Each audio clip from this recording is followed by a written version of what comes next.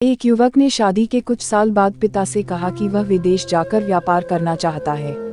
पिता ने उसकी मंजूरी दे दी। युवक अपने माँ बाप और गर्भवती पत्नी को छोड़कर व्यापार करने विदेश चला गया।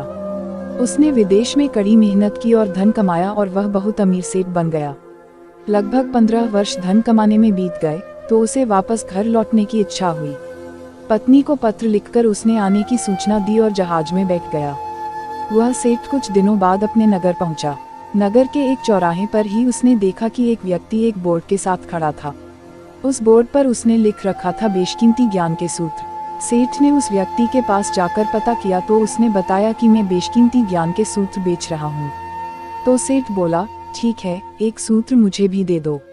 वह आदमी बोला, मेरे हर ज्ञान सूत्र की कीमत 100 स्वर्ण मुद्राएं हैं। सेठ को यह सौदा महंगा तो लगा, लेकिन उसने एक ज्ञान सूत्र खरीद लिया। उस व्यक्ति ने सेठ को ज्ञान का सूत्र दिया, कोई भी कार्य करने से पहले 2 मिनट रुककर सोच लेना। सेठ ने वह सूत्र अपनी डायरी में लिख लिया। सेठ को अपने घर पहुंचते पहुंचते रात हो गई। सेठ ने सोचा, इतने सालों बाद लौटा हूं तो क्यों ना सीधे पत्नी के पास पहुंचकर उसे सरप्राइज दूं। घर के चौकीदारों को इशारों से अंदर कुछ भी कहने से मना कर दिया और सीधे पत्नी के कमरे में गया। वहां का नजारा देखकर वह चौंक गया। उसने देखा कि उसकी पत्नी के साथ एक युवक सोया हुआ था। यह देखकर सेठ गुस्से से आग बबूला हो गया।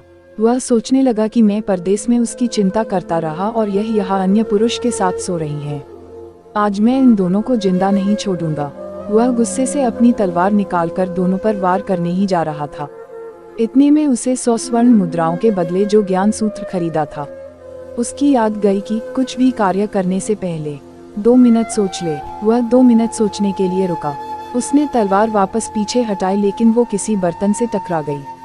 बर्तन के गिरने की आवाज से पत्नी की नींद खुल गई।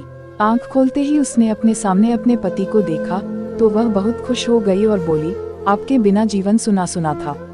इंतजार में इतने वर्ष कैसे निकले यह मैं ही जानती हूँ।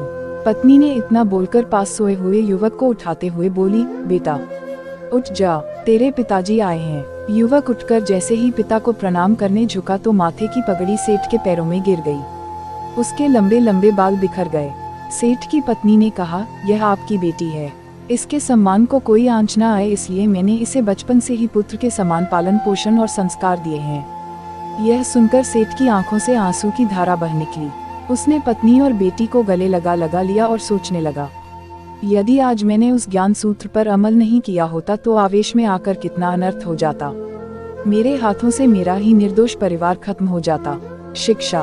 दोस्तों, इस कहानी से यही शिक्षा मिलती है कि जल्दबाजी में आकर कोई निर्णय न लेवे, क्योंकि जब हम आवेश में होते हैं तो हमें अच्छे बुरे का ख्याल नहीं रहता है।